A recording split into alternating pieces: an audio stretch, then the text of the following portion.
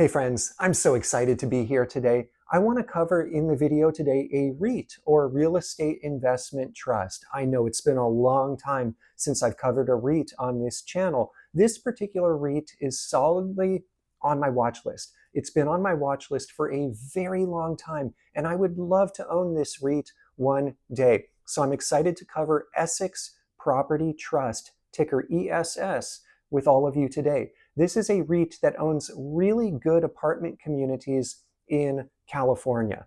Now, it just so happens that I'm in California right now in my hotel. It's been a very long day of meetings. I'm on a business trip and I haven't gotten a lot of sleep. So please click that like button if you appreciate this video. Now, I want to show you, check this out. I got this today. I'm here in Elk Grove, California, which is in the greater Sacramento area. And I wanted to make sure to pick this up. Check it out. It's my Starbucks mug Discovery Series that I was able to find this evening after work. I like to collect these from all over. In terms of full disclosure, I'm long Starbucks. So as far as Essex Property Trust goes, check it out on the screen right now. Let's just look at the overall metrics on this one. First, on the right-hand side of the screen, you see the chart.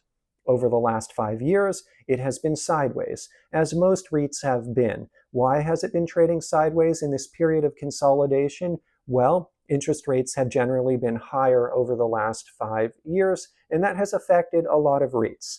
Now, if we zoom out and we look at the chart on the bottom right, over all time, it has done very well from a capital appreciation standpoint. Now, obviously, I don't invest for capital appreciation. It's the icing on the cake. I invest for dividend cash flow. That's what this channel is all about. I'm generally considered a DGI, dividend growth investor, and that's what I'm about. But I love having capital appreciation because it's a reflection that the underlying business is growing and doing really well.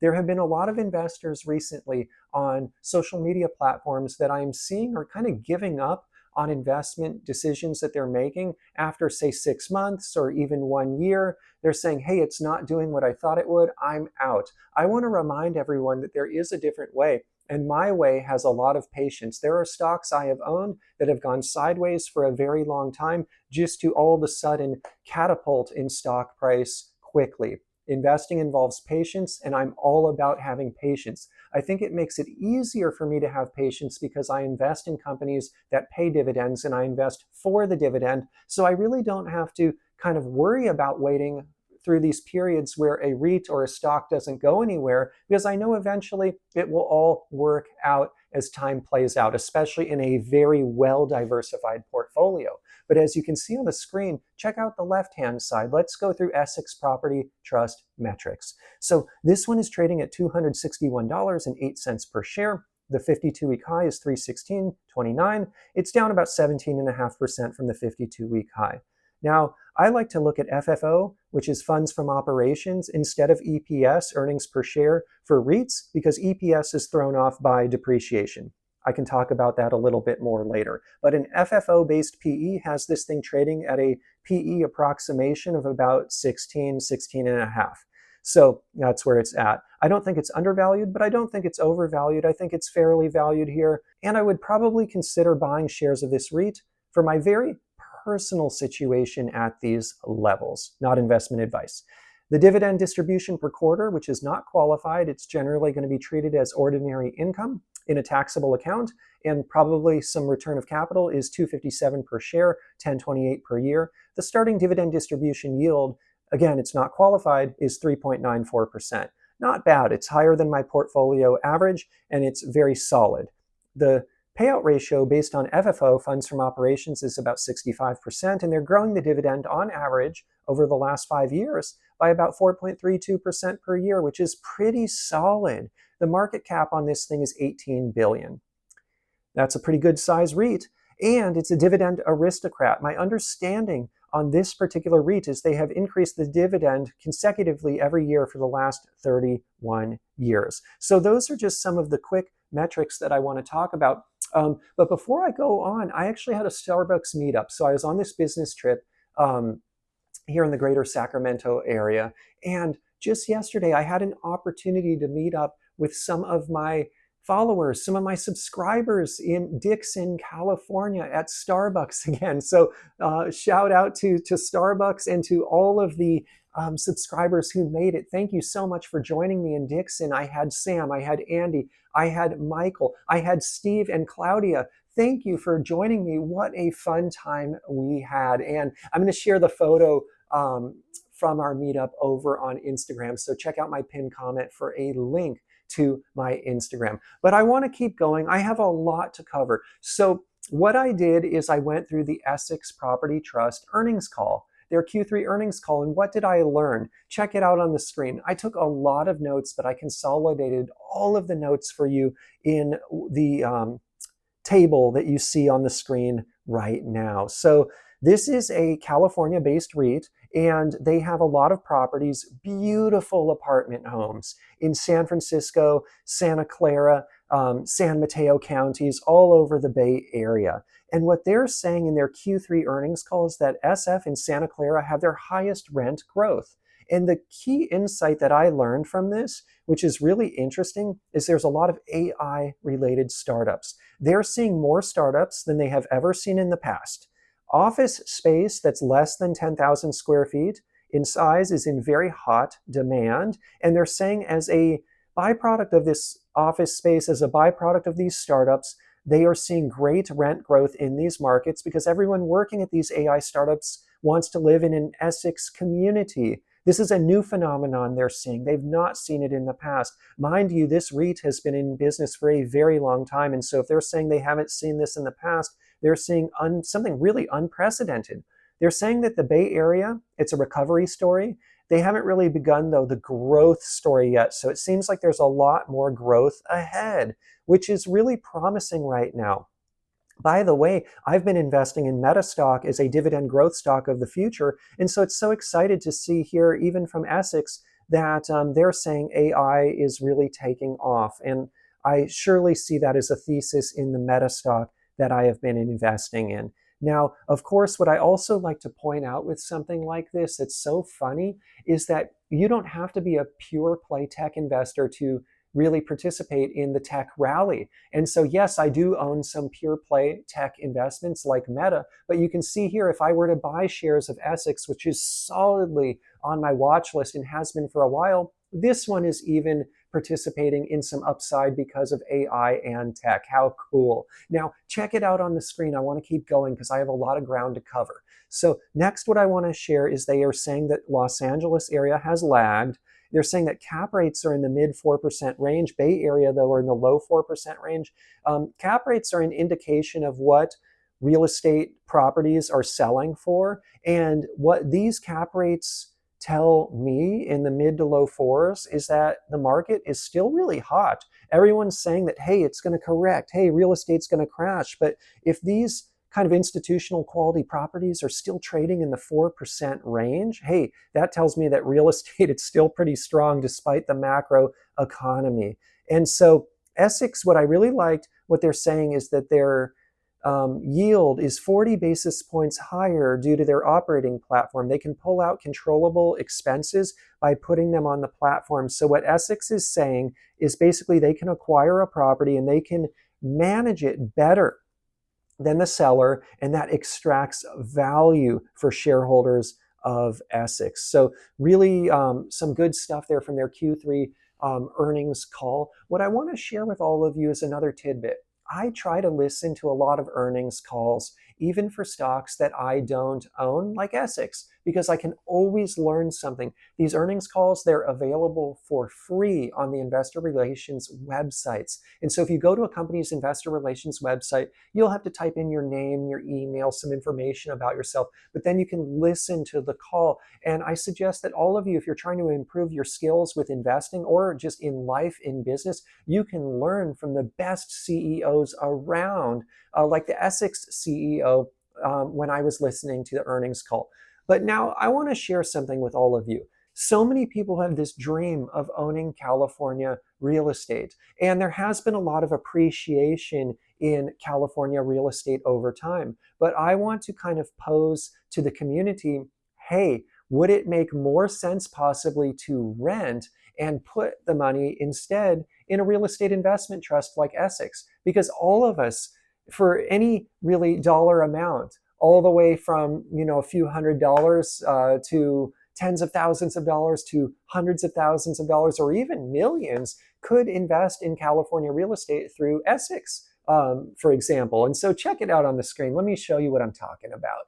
And so I have a little model that I just put together. And really the idea here is, hey, should someone buy a house here in Elk Grove, where I'm at right now, which is in the Sacramento area, for cash? Or, hey, maybe just participate in California real estate through Essex shares. So I was looking up Elk Grove, California. Put in the comments below if you're from Elk Grove. Reach out to me on social media, on Instagram or on Blossom Social or X if you are in this area in Sacramento, because next time I'm back for work, I'd love to have you at the meetup as well. And so let me know in the comments below, and also on send me a DM on social media. But in Elk Grove, I found out that median home price is about $650,000. And that obviously is just the cost of the house. That's not the cost of property taxes. Now I looked up property taxes, and kind of I'm assuming right here, and I'm estimating 1.1%, because California, it's capped at 1%, but there's some other fees that they can add on there. And so it's about $71.50 a year or $595 a month. Just something to keep in mind in property taxes. Now, Essex, we know, has a starting dividend yield of 3.94%. And the cost to rent a house instead of buying one in this area in Elk Grove, I was looking up right now on Zillow, and they're kind of get a real nice home here for about $2,400 to $2,600 a month if you want to rent it. And rent typically includes property tax. That's the background. And so here's the deal. Does it make more sense if someone had all the cash just to buy a house for $650,000, or to take the $650,000 and put it in Essex shares? You'd still have exposure to California, arguably to maybe even hotter markets than Elk Grove, because the San Francisco Bay Area, it's got all those AI startups that are doing so well for Essex. But anyways, kind of the base case is, instead of buying a $650,000 residence for cash, why not put that in Essex shares? What would that do? Well, in the base case, the investor would get about $25,593 a year in cash flow. Now that is treated as ordinary income in a taxable account, and probably some return of capital. But in a tax-advantaged account, that would be a different situation. Now, let's just put taxes out of the equation here, though. That's about $21.32 a month in cash flow. However, if the investor waits 5 years, not even including dividend reinvestment, because of yield on cost, because the dividend goes up over time by about 4.32% per year on average, the yield on cost, the simple yield on cost on Essex in 5 years is 4.87%, and that would be about $31,622 a year in cash flow. I've got the 10-year model there as well. Honestly, I don't know if it makes sense to look at the 5 or 10-year models, because the cost of rent will go up probably about 4.32% per year on average as well. But let's just look at this. Here's the options. The investor could put $650,000 in a house, be liable for all the repairs in the house, would have to pay about $600 a month in property tax, would have to pay for homeowners insurance, and would have all the expenses of owning a house. And look, owning a house is amazing, and it can be fulfilling. Can be a great long-term investment, and just it's fun when you own it, because you can make modifications and kind of do some construction projects. But here's another alternative. Instead of buying a house, if you buy the Essex shares, you're getting $21.32 cash flow per month. But again, remember, there's about $600 per month in property taxes that the homeowner would owe. So that basically closes the gap, because $21.32 per month plus another $600 gets me up to $2,700 a month and change, which clearly gives enough to rent a house on the same cash flow as buying the house for cash. Look, owning a home is an emotional decision, but I just want to put this model in front of everyone today, because there are options. If someone has all the cash, one option, if that investor wants exposure to real estate, is just to buy the REIT. Buy the REIT that has the exposure to California, even if they want, or another REIT that has exposure to other states that you might think are going to perform better in the long run and then use the cash flow to rent. Of course, this assumes the investor has all cash. All right, everyone, I spent enough time on that. It's getting late here, but I'm doing this because I love the community. Again, please click the like button to show your support. It means the world. Let me keep going. As you can see on the screen in front of you, I want to go through a few slides that I pulled from the Essex earnings release. So Q3 highlights. Okay, I think the biggest thing I will tell you from this entire slide is slow and steady. Let me emphasize slow. Core FFO grew 1.5% year over year, and that exceeded the midpoint of their guidance. Very slow and steady. I don't think there's anything else that would really summarize that slide other than this isn't a rapid growth company at this juncture. But look, there are a lot of companies in real estate right now that aren't probably performing as well as Essex. I think they're holding their own in this crazy market right now. But let me keep going. As you can see on the screen, what I also want to share on the next slide is their FFO reconciliation.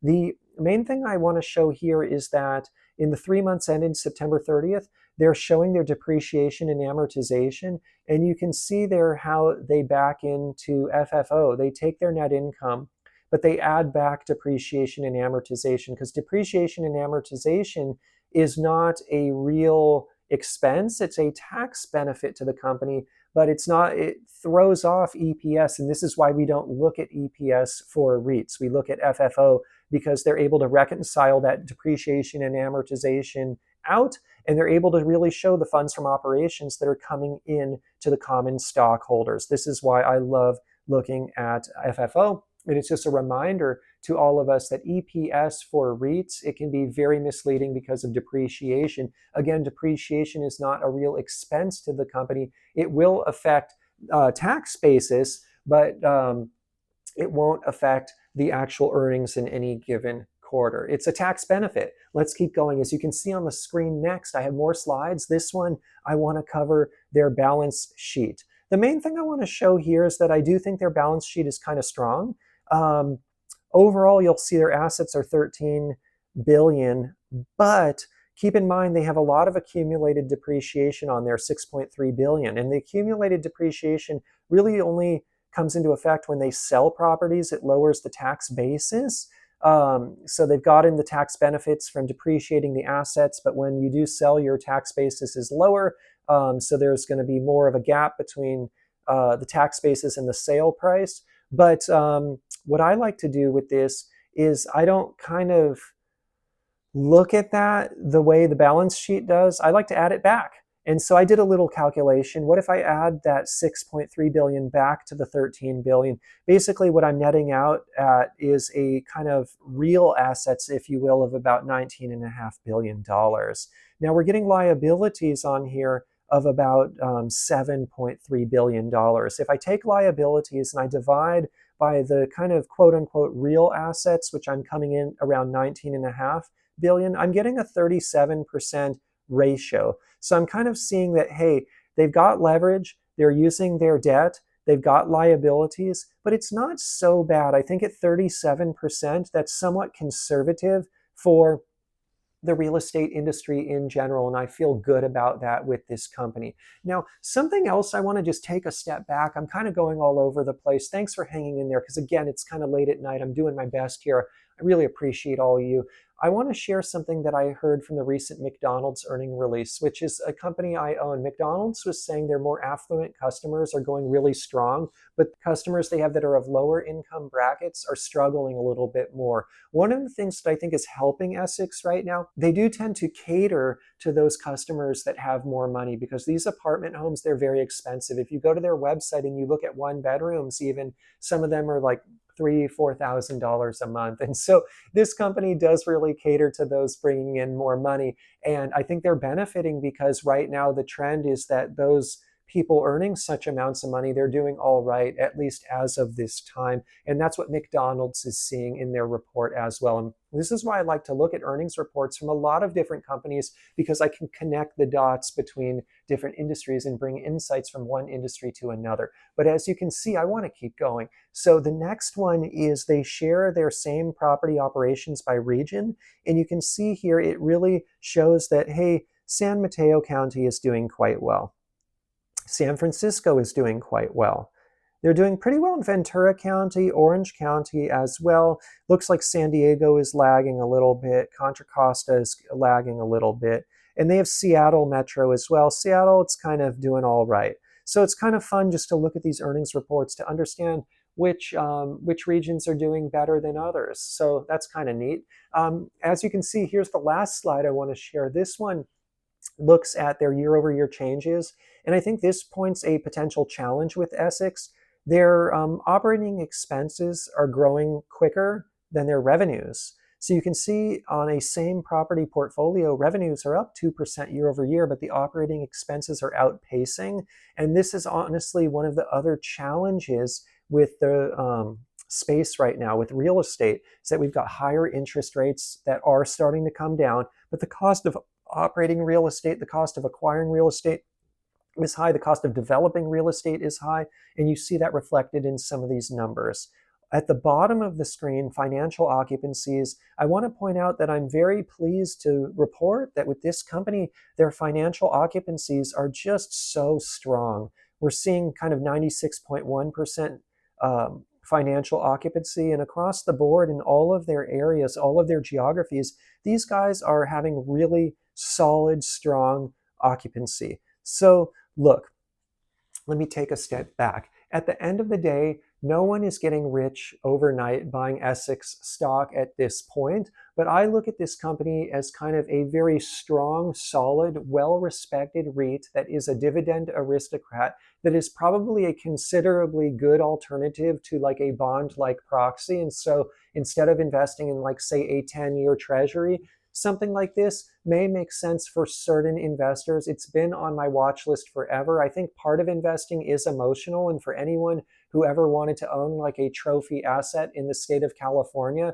Essex is one way that makes it accessible to almost anyone who has a brokerage account. It's possible to buy shares of this REIT and to own some trophy properties in California and in Seattle as well. And so that's pretty cool as well. And last but not least, it is possible to consider, instead of buying a home for cash, investing in something like a REIT, having all that exposure to real estate on a more broad-based, diversified manner, and using the cash flow instead to rent a house. And it looks to me, based on my model, like it's kind of a somewhat of a break-even scenario overall on the cost of renting versus the cost of buying a house. And it may even skew better over time in favor of someone renting and instead of deploying the money in a diversified REIT. But again, buying a home, it's an emotional decision, and there's so many benefits to owning a home as well.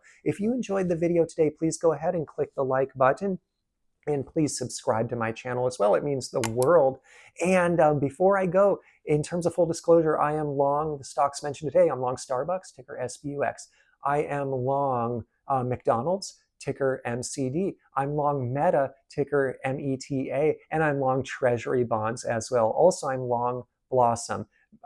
Essex Property Trust is on my watch list, and I may initiate a position at some time. In terms of our friendly disclaimer, today's video, it's not investment advice. I'm not a licensed investment advisor. I'm just sharing my journey for fun and entertainment. If you're going to go out in the stock market and invest, please consult your licensed financial advisor first. I'm just sharing my journey for fun and entertainment. It's possible to lose money in the stock market. Also, in terms of a full disclosure, I'm an affiliate of Blossom Social, and if you sign up, I am compensated. I have my link, by the way, in the pinned comment below. I hope to see you there. It's free to get started.